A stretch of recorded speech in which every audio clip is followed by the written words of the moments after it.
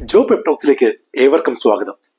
ISLന്റെ 12ാം റൗണ്ടിൽ 12 ടീമുകൾ കളിച്ചതിൽ 2 ടീമുകൾക്ക് മാത്രമേ ഗോളടിക്കാൻ സാധിക്കാതിരുന്നിട്ടുള്ളൂ. അതായത് ഈ സീസണിൽ തന്നെ ഗോളടിക്കാൻ ഏറ്റവും അധികം കഷ്ടപ്പെട്ട ഹൈദരാബാദിനും മുഹമ്മദൻസിനും. ബാക്കി എല്ലാവരും തന്നെ ഗോളടിച്ചു. അതുപോലെ തന്നെ കഷ്ടപ്പെട്ടുകൊണ്ടിരുന്ന ചെന്നൈയിനും മുംബൈയും ഓരോരോ ഗോളിന് രക്ഷപ്പെട്ടു എന്നുള്ള ഒരു വസ്തുതയും കൂടെയുണ്ട്. ഏകപക്ഷീയമായ ഒരു ഗോളിനാണ് ഈ 2 ടീമുകളും ജയിച്ചത്. ആദ്യ മത്സരത്തിൽ ചെന്നൈയിനും ഹൈദരാബാദും നേർക്കുനേർ ഏറ്റുമുട്ടിയ മത്സരത്തിൽ ആകെ 2 ഷോട്ടുകൾ മാത്രമാണ് ഓൺ ടാർഗറ്റിൽ ഉണ്ടായിരുന്നതെന്ന് ഓർക്കണം. അതായത് ഈ സീസണിൽ ഏറ്റവും കുറഞ്ഞ ഓൺ ടാർഗറ്റ് ഷോട്ടുകൾ പിറന്ന മത്സരമാണ് ചെന്നൈയിനും ഹൈദരാബാദും തമ്മിൽ. ഇർഫാൻ യദ്വാദിന്റെ ഗോളിലാണ് ചെന്നൈയിൻ വിജയിച്ചത്. അദ്ദേഹം ഈ മത്സരത്തിൽ 15 ഡുവലുകൾ ജയിച്ച് ഒരു പുതിയ ചരിത്രം സൃഷ്ടിക്കുകയും കൂടി ചെയ്തു. അതുപോലെ തന്നെ വായുവിൽ മികച്ച പ്രകടനമാണ് ഹൈദരാബാദിന്റെ ക്യാപ്റ്റനായ അലക്സ് സജി പുറത്തെടുത്തത്. അലക്സ് സജി 9 ഏരിയൽ ഡുവലുകൾ ജയിച്ചപ്പോൾ അതും ഒരു ഇന്ത്യക്കാരൻ നേടുന്ന ഏറ്റവും മികച്ച പ്രകടനമായി മാറി. വേറൊരു ഇന്ത്യക്കാരനും മികച്ച ഡിഫൻസീവ് പ്രകടനം കാഴ്ചവെച്ചു. PC ലാൽഡിൻ പൂയ്യ 6 ഇന്റർസെപ്ഷനുകളുമായി കഴിഞ്ഞ ആഴ്ച നിഖിൽ പൂജാരി നേടിയ ആ റെക്കോർഡിന് ഒപ്പമെത്തുകയും ചെയ്തു ലാൽഡിൻ പൂയ്യ. ഒഡീഷ ഈസ്റ്റ് ബംഗാളിനെതിരെ 3ാം തവണയാണ് ലീഗ് ഡബിൾ തികയ്ക്കുന്നത്. അതിന് പ്രധാന കാരണമായതോ ജീക്സൺ സിംഗിന്റെ ചുവപ്പുകാർ. സീസണിൽ നിർഭാഗ്യം വിട്ടുപിരിയാത്ത ഈ സീസണിൽ ഈസ്റ്റ് ബംഗാളിന്റെ 6ാമത്തെ ചുവപ്പ് കാർഡായിരുന്നു അത്. കളം നിറഞ്ഞു കളിച്ച ജാഹു 120 തവണയാണ് പന്ത് ടച്ച് ചെയ്തത്. 101 പാസുകൾ ശ്രമിക്കുകയും ചെയ്തു. രണ്ടും ഈ സീസണിലെ റെക്കോർഡാണ്. അതുപോലെ റെക്കോർഡ് നേടിയ വേറൊരു താരമാണ് ചുങ്കുങ്ക ISL കരിയറിലെ ആദ്യത്തെ ഗോൾ അടിച്ച മത്സരം. ഈസ്റ്റ് ബംഗാളിന് വേണ്ടി സാമാന്യം ഭേദപ്പെട്ട പ്രകടനം കാഴ്ചവെച്ച മഹേഷ് നവരം 15ൽ 12 ഡുവലുകൾ ജയിക്കുകയും 7 തവണ ഫൗൾ നേടിയെടുക്കുകയും ഒക്കെ ചെയ്തെങ്കിലും അദ്ദേഹത്തിന്റെ പിഴവിൽ നിന്നാണ് ഒഡീഷ ഒരു ഗോൾ കണ്ടെത്തിയത്. ഒഡീഷയ്ക്ക് വേണ്ടി ഗോൾ നേടിയ ജെറി മാവിങ് താങ്ക തന്റെ 30ാം ഗോൾ സംഭാവനയാണ് ISLൽ ഒഡീഷയ്ക്ക് വേണ്ടി നടത്തിയത്. അതായത് ISL ചരിത്രത്തിൽ തന്നെ 30 ഗോൾ സംഭാവനകൾ നടത്തുന്ന 6ാമത്തെ താരമായി മാറി ജെറി മാവിങ് താങ്ക.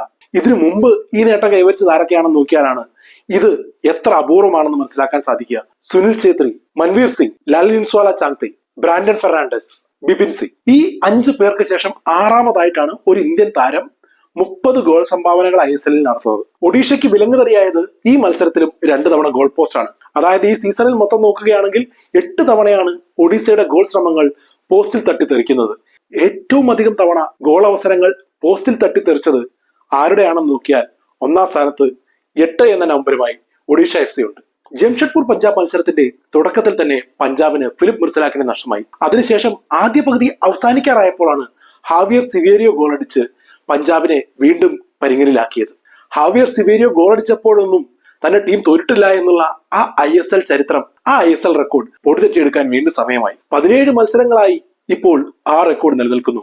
12 വിജയവും 5 സമനിലയുമാണ് സിവേരിയോ ഗോളടിച്ചപ്പോൾ അദ്ദേഹത്തിന്റെ ISL ടീമിന്റെ റിസൾട്ട്. 2ാം പകുതിയിൽ ഗോളടിക്കുന്ന ശീലമാക്കിയ പഞ്ചാബ് FC പുൽഗാവിടാൽ തുടർച്ചയായ 3ാം മത്സരത്തിലും ഗോൾ സംഭാവന കണ്ടെത്തിയതോടുകൂടി മത്സരത്തിലേക്ക് തിരിച്ചു വന്നു. പക്ഷേ വായുവിൽ തന്നേക്കാൾ മികച്ച പ്രകടനം പുറത്തെടുക്കാൻ വേറെ ആരും ISLൽ ഇല്ല എന്ന് ഹാവിയർ സിവേരിയോ തെളിയിച്ച മത്സരമായിരുന്നു ഇത്. പഞ്ചാബിനെതിരെ മാത്രം 12 ഏരിയൽ ഡുവലുകളാണ് ഹാവിയർ സിവേരിയോ വിജയിച്ചത്. ഈ സീസണിലെ മൊത്തം റെക്കോർഡ് നോക്കുകയാണെങ്കിൽ 43 തവണയാണ് വായുവിൽ ഹാവിയർ സിവേരിയോ തന്റെ മേധാവിത്വം അരക്കെട്ടുറപ്പിച്ചിരിക്കുന്നത്.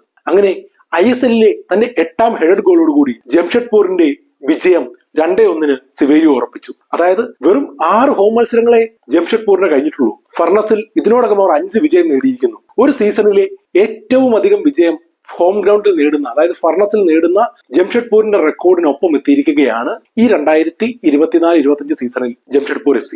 12ാം റൗണ്ടിലെ ഒരേ ഒരു സമനില പിറന്ന മത്സരമായിരുന്നു അടുത്തത്. Bengaluru FC 2, FC Goa 2. അതായത് ബാംഗ്ലൂരു FC ശ്രീകണ്ഠീരവ സ്റ്റേഡിയത്തിൽ ഗോവയ്ക്കെതിരായുള്ള അജയ്യമായ കുതിപ്പ് 6 മത്സരങ്ങളിലേക്ക് നീട്ടിയിരിക്കുന്നു. 4 വിജയവും 2 സമനിലയും. പകരക്കാരുടെ ബെഞ്ചിലേക്ക് ജെറാഡ് സരഗോസ നോക്കിയപ്പോൾ ഇത്തവണ നറുക്ക് വീണത് ഹോർഹെ പെരേര ഡയസിന്. ഡയസിന്റെ ഗോളിൽ, അതായത് ഡയസ് നേടിയ ആ ഗോള് പകരക്കാർ നേടുന്ന 8ാമത്തെ ഗോളായിരുന്നു. പകരക്കാരെ എങ്ങനെ വിനിയോഗിക്കണമെന്ന് മറ്റുള്ള ടീമുകൾക്ക് കണ്ടുപഠിക്കാൻ പറ്റിയ ഉദാഹരണമാണ് ബാംഗ്ലൂരു FC. ഏറ്റവും അധികം ഗോളുകൾ ബെഞ്ചിൽ നിന്ന് നേടിയിരിക്കുന്നത് ഈ സീസണിൽ ബാംഗ്ലൂരാണ്, 8 എണ്ണം. അങ്ങനെ ആ ഒരു തിരിച്ചുവരവിന്റെ പശ്ചാത്തലത്തിൽ 2-2 സമനില നേടിയെടുത്തു ബാംഗ്ലൂരു FC. കൊൽക്കത്തയിൽ കഴിഞ്ഞ 3 മത്സരങ്ങളായി പരാജയം അറിയാതെ വീണ്ടും അവിടെ എത്തിയ കേരള ബ്ലാസ്റ്റേഴ്സിന് 85ാം മിനിറ്റ് വരെ പ്രതീക്ഷയുണ്ടായിരുന്നു. ഹെസൂസ് ഹിമെനസ് തുടർച്ചയായ 5ാം എവേ മത്സരത്തിലും ഗോളടിച്ചപ്പോൾ കേരള ബ്ലാസ്റ്റേഴ്സ് മിലോസ് ഡ്രിൻസിച്ചിന്റെ ഗോളിന്റെ കൂടെ ബലത്തിൽ 1-2 മുന്നിട്ട് നിൽക്കുകയായിരുന്നു. 79ാം മിനിറ്റിൽ പകരക്കാരനായി കോച്ച് ആഷിഖ് കുർണിനെ വിളിക്കുന്നത് വരെ കളി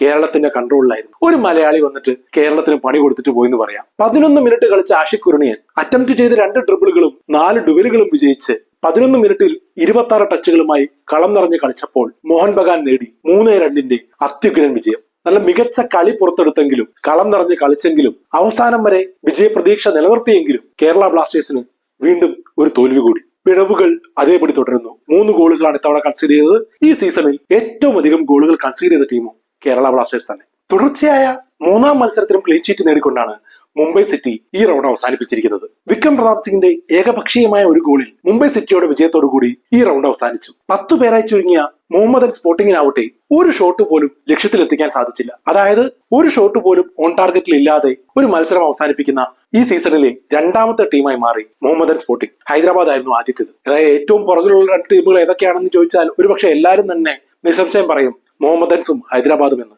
ഹൈദരാബാദ് പക്ഷെ നന്നായി പൊരുതുന്നുണ്ട്.